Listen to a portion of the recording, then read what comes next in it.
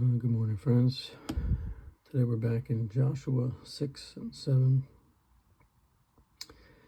And this morning we're going to talk about the sin of Achan and the stoning of Achan in the Valley of Achor. We're going to talk about the taking of spoil.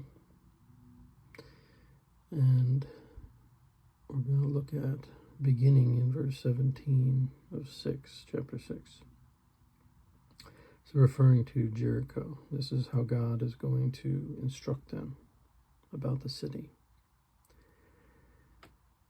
The city shall be under the ban. Okay, so under the ban, that's the word Herem. Herem, right, for our Hebrew students. This word means, this is a holy war term. So in a holy war where God is going to do the fighting, which is what's happening here, everything that comes out of that war, so what we would normally call spoil or booty, plunder, is going to be devoted to God. It's going to be Herem. So when you fight a holy war, unless God specifically states that you can take things from it, everything has to be destroyed. So this concept is it's hard for us to understand because we don't really, this isn't really a part of our world, but it was a part of their world. And so God had declared Jericho to be ripe for judgment, and he wanted everything in that city destroyed. Nothing was to be taken for the people. Everything was under the ban. The entire city was supposed to be burned. If you couldn't burn it, you were to save it, melt it down, put it in the temple of God. If it was wood, you burn it. If it was stone, you break it, you crush it, you crack it. If it had breath, it died. Everything. Rats, mice, sheep, goats, everything. Babies, women, children. Everything was supposed to die. This was a form of cleansing to get rid of the city and to show the people just how given over they were. And so God declared Jericho under the ban. And a lot of times this happened in Israel when he would give them a people to conquer.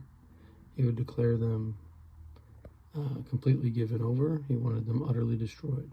So when you see these words, utterly destroy, under the ban, devote to destruction, it's all the same word. It's all this Herem. It's just different forms of it. So he tells them many times here, you can see in this chapter, under the ban, but as for you, only keep yourselves from the things under the ban, so that you do not cover them and take some of the things under the ban.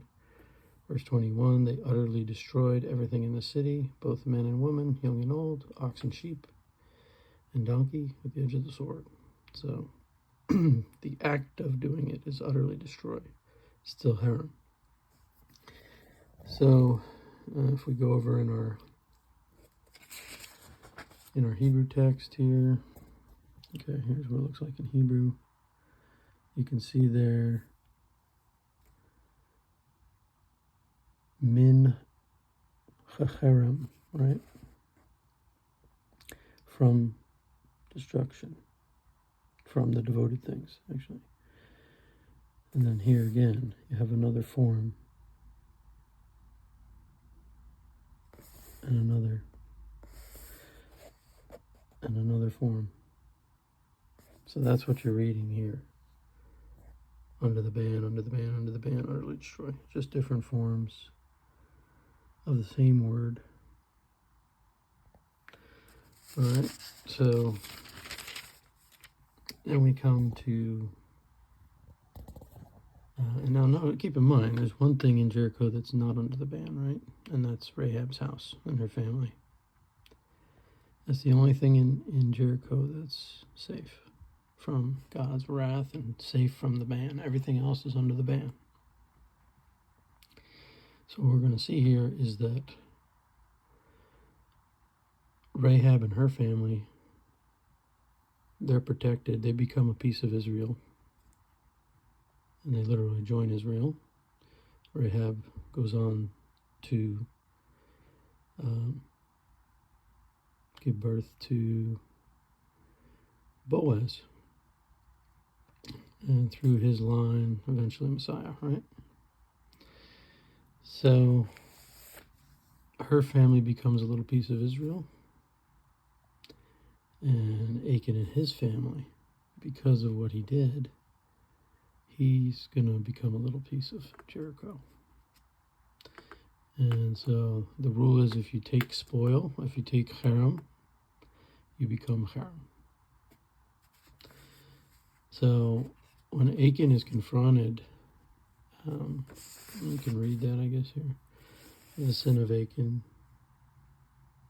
When Achan is confronted, right, he's chosen by Lot. Achan answers Joshua and says, verse 20, "Truly I have sinned against the Lord, the God of Israel. And this is what I did. When I saw among the spoil," he uses the word shalal, spoil. And everybody's looking at him like, there's no shalal here. Everything here is harem. What are you talking about, shalal? So he failed to understand the significance of harem. And he thinks that he's got spoil that he can pounce on. But ultimately, he makes a terrible mistake. It ends up costing Israel a defeat at Ai initially, right? 36 or 38 die in that battle. And he is going to be taken up to the Valley of Achor. So that's another thing we want to look at here. So this is Achan's name here, right? Achan with that final nun. Right? That final nun. This is Achor right here. Now the O is just an added, it's an added vowel, right? So in the original, that was not there. So in the original, it would look exactly like this, if you wanted to write Achor in the original. But if you just did that, now you have Achan. So I would suggest that this valley is actually named after Achan. It's not the Valley of Achor, not the Valley of Trouble. This is the Valley of Achan. And just a scribal pull on that nun or miss is the difference between Achor and Achan. So, what did we learn today? Well, we're talking about the devoted things, holy war. It's going to be a difficult concept for Westerners to understand. This is a big gripe that people have against the God of the Old Testament, right? That he would utterly destroy babies and animals, women, everybody in the city. They see it as barbaric. But you have to understand that these people, they were given plenty of time to repent. They were given plenty of time to turn, right? And some of the people of Israel are not destroyed. They're not, the people of the land are not destroyed, right? The Philistines at this time are not given over to destruction, utterly destroyed. Why was that?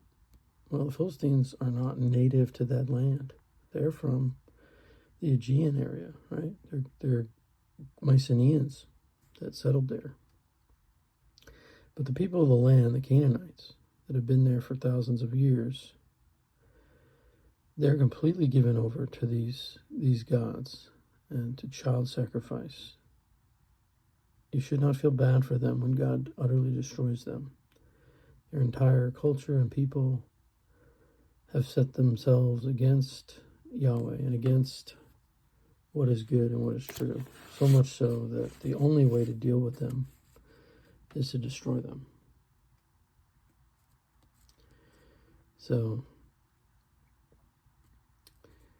that's our little talk for today. I hope you learned something. The sin of Achan in the Valley of Achor, and the taking of Herem, the devoted things. All right, you have a wonderful day, and we'll see you next time.